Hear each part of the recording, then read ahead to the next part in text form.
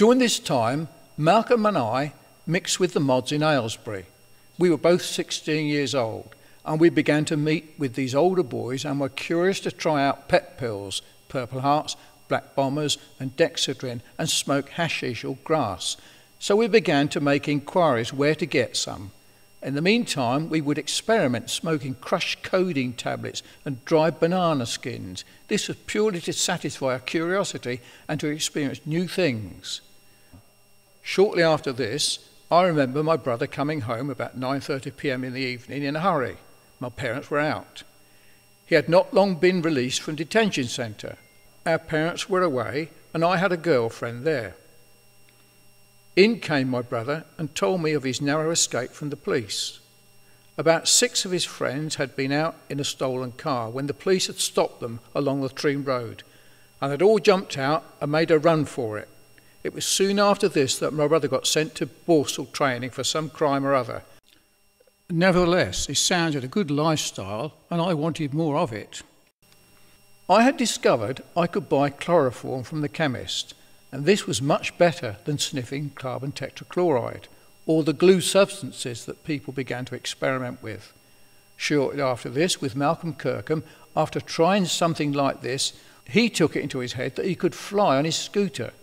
He broke his arm and smashed his scooter in the process, but thankfully not his head, as he was wearing a deerstalker crash helmet that we'd stolen a few days before.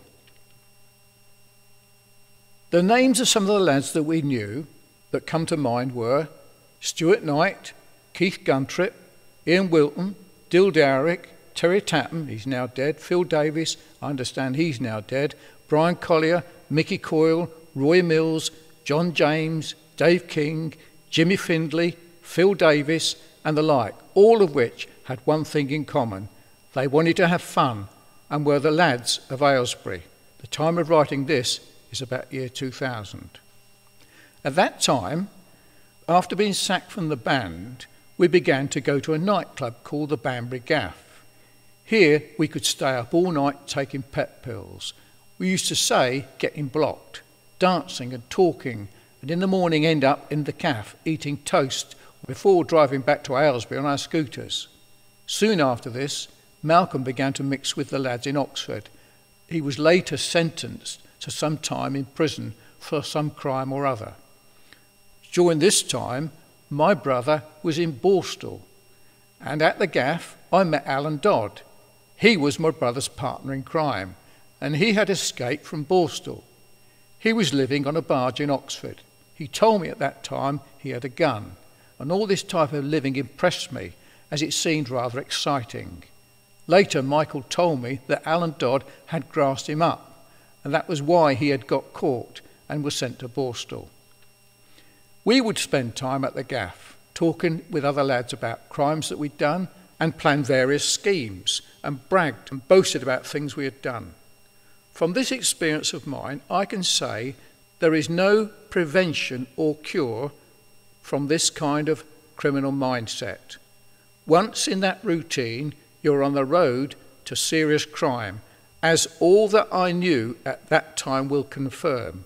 I can also say that a girlfriend could really help someone like this and avoid them getting into too much crime. It wasn't long after the great train robbery that we would find our feet as criminals. In '63, the great train robbery took place on August the 8th, 1963, at the Brigado Bridge in Lindlade, just up the road from us in Aylesbury. The thieves laid an ambush for a small mail train running from Glasgow to Euston and stole more than £2 million. For the 125 years, the train had run uninterrupted until that night, when it was stopped by a red light in Buckinghamshire.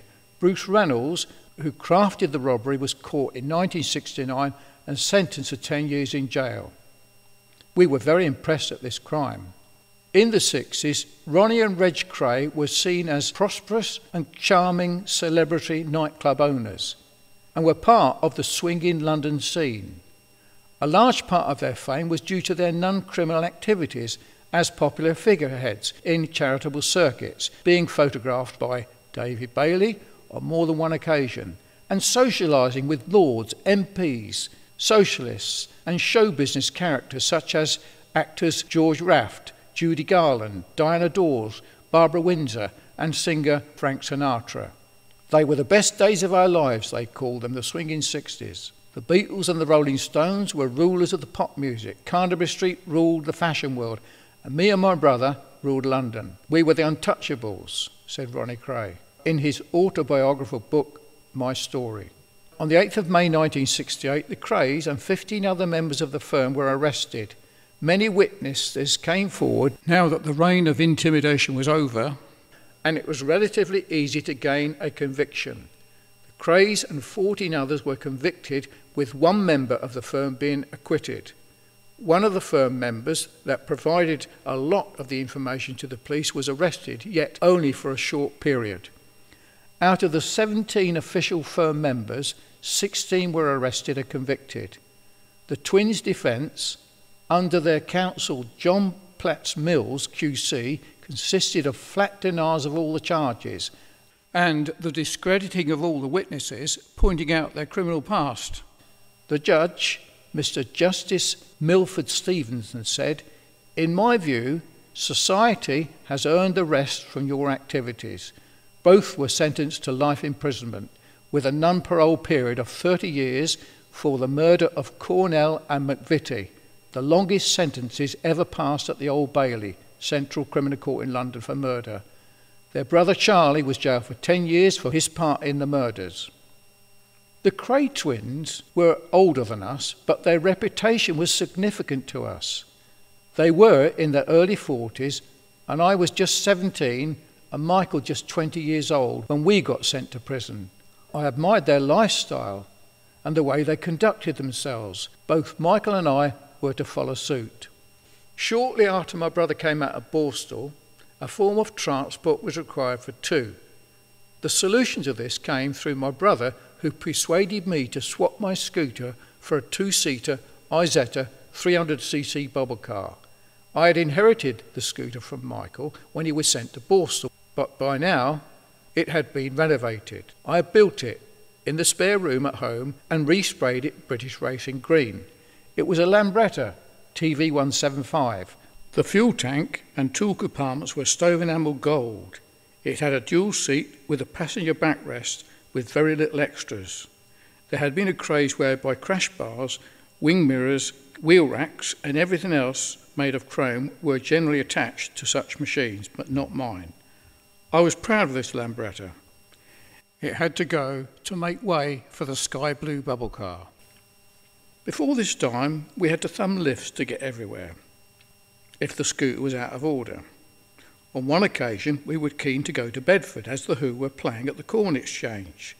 We were dressed in our mohair suits, Michael in a blue navy suit, and mine a tan colour suit, and we carried a small suitcase with us with our night things in. We got as far as Ampthill, and we were stuck at the corner of Ampthill and Bedford Road. We were about 20 miles from Bedford. We were stuck, and Michael went into the pub to get a drink, whilst I stayed on the corner trying to thumb a lift. To my relief, and just after Michael had gone to the pub, a two-seater blue coupe Jag pulled up. It offered me a lift. I rushed up to the window of the car, carrying a small suitcase, feeling rather relieved that I'd actually got a lift, but at the same time anxious as my brother was still in the pub. I said to the driver cheekily, "Would he mind waiting for a moment?" The driver was fine about that and was okay. However, to my surprise and amazement, I realised who the driver was. It was Pete Townshend, the lead guitarist of The Who. Of course, that made our day. By this time, Michael had arrived and we both squeezed into the front seat of Pete's Jag. We told him we were off to Bedford to their gig at the Corn Exchange. Here's a song by The Who, Roadrunner.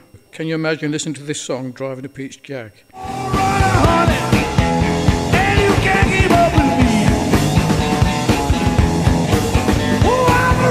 As we drove into Bedford, we stopped and Pete asked me to ask some girls the direction to where The Who were playing. Sure enough, they knew and pointed us in the direction of the Corn Exchange. It was a great evening.